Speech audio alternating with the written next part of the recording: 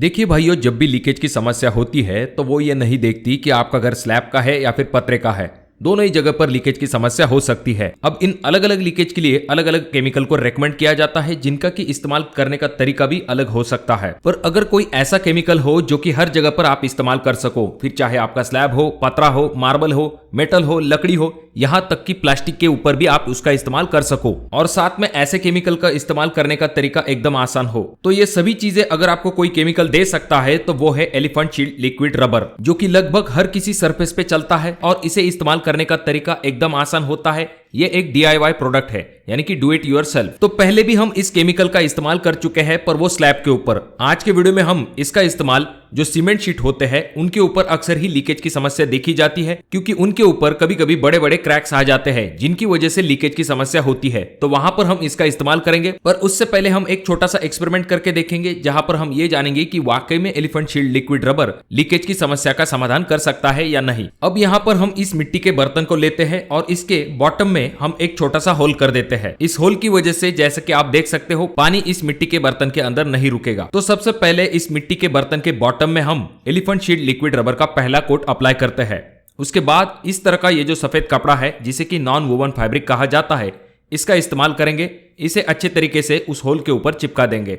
उसके बाद वापस से हम सेकंड कोट कर लेते हैं, और जब सेकंड कोट कंप्लीट हो जाता है तो इस बर्तन को हम सूखने के लिए रख देते हैं। और वीडियो का जो एंड पार्ट होगा वहां पर हम ये देखेंगे कि पानी वाकई में रुकता है या नहीं, यानी कि एलिफेंट शील्ड लिक्विड रबर इस लीकेज को रोक सकता है या नहीं। मिट्टी का बर्तन जब तक सूखता है तब तक हम इस पतरे को देख लेते हैं। जैसा कि आप यहाँ पर ये जो सीमेंट शीट देख रहे हो, यहाँ पर आपको बड़े बड़े क्रैक जो है वो दिखाई दे रहे होंगे, जिसकी वजह से लीकेज की समस्या होती है। अब यहाँ पर हम एलिफेंट शील्ड लिक्विड रबर का इस्तेमाल करते हुए इस लीकेज को रोकने का काम करेंगे। वैसे तो एलिफेंट शील्ड लिक्विड रबर अलग अलग पैकिंग में आपको अवेलेबल है, खास करके 1 लीटर, 5 लीटर और 10 लीटर। यहाँ पर हमने 1 लीटर का पैकिंग मंगवाया है। जैसा कि आप इस पैकिंग को देख सकते हो, इसके ऊपर भी आपको लिखा हुआ दिखाई देगा कि एलिफेंट शील्ड लिक्विड रबर का इस्तेमाल आप कहां पर कर सकते हो। जैसे कि यहाँ पर लिखा गया है GI sheet, cement sheet, China mosaic, app membrane, concrete, plaster, all metal, foam, WPC, would, stone, polycarbonate sheet या फिर FRP शीट, ऐसी सभी जगह पर आप इस प्रोडक्ट का इस्तेमाल आसानी के साथ कर सकते हो। अब जब हम इस पैकिंग को खोलते हैं तो हमें एलिफेंट शील्ड लिक्विड रबर तो मिलता है,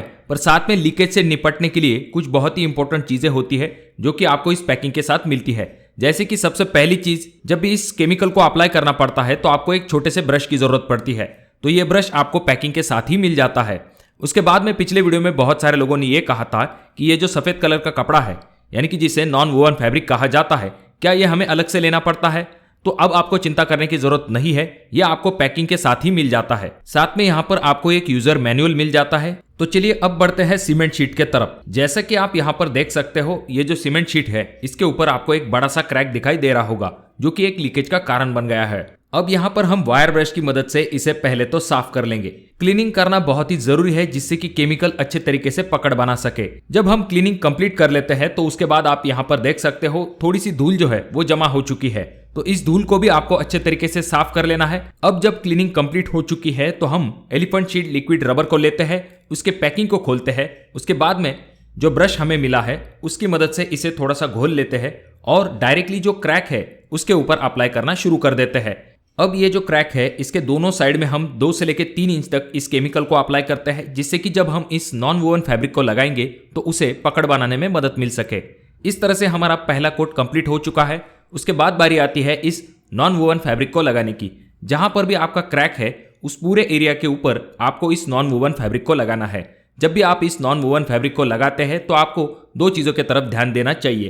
पहली चीज तो ये कि इसे आपको अच्छे तरीके से हल्के हाथ से इस केमिकल के ऊपर चिपका लेना है। उसके बाद में आपको यह जरूर ध्यान में रखना है कि कहीं पर भी बबल नहीं छूटने चाहिए। अगर थोड़े बहुत बबल छूट जाते हैं तो उसे थोड़ा सा क्लियर कर लीजिए। जब आप इस नॉन वोवन फैब्रिक को सही तरीके से लगा लेते हो तो उसके बाद बारी आती है सेकंड कोट की। तो आपको वापस से ब्रश की मदद से एलिफेंट शील्ड लिक्विड रबर का सेकंड कोट भी अप्लाई कर देना है, जैसा कि आप अगले वीडियो में देख सकते हो। और बस आपका काम हो गया।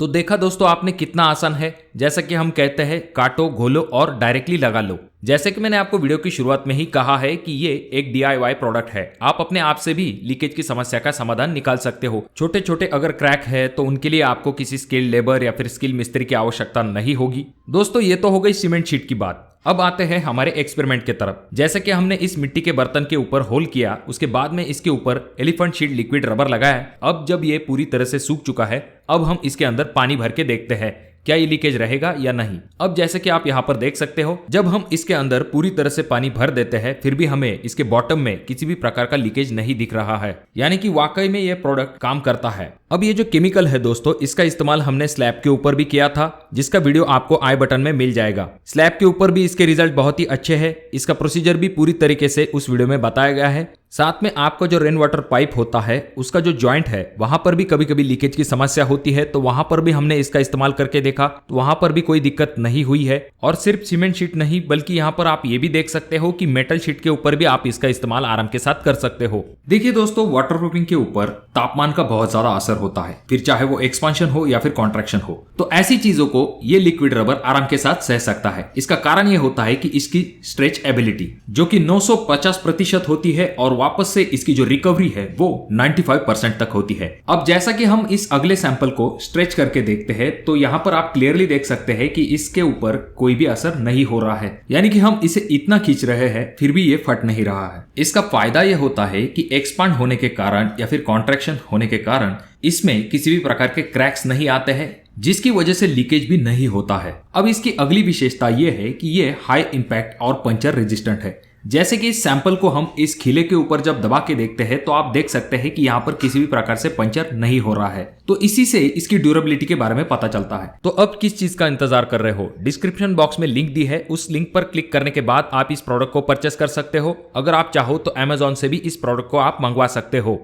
और अगर आप खुद से टेस्ट लेना चाहते हो तो आप 1 लीटर की पैकिंग मंगवा के अपने सरफेस के ऊपर इसे अप्लाई करके इसके रिजल्ट देख सकते हो। उसके बाद जाकर आप बड़ी पैकिंग के तरफ जा सकते हो। और जिन लोगों ने भी इस प्रोडक्ट का इस्तेमाल किया है तो वो कमेंट बॉक्स में कमेंट करके ये जरूर बताएं कि इस प्रोडक्ट के रिजल्ट कैसे है, जिससे कि औरों को भी पता चलने में मदद मिले कि वाकई में प्रोडक्ट काम करता है या नहीं।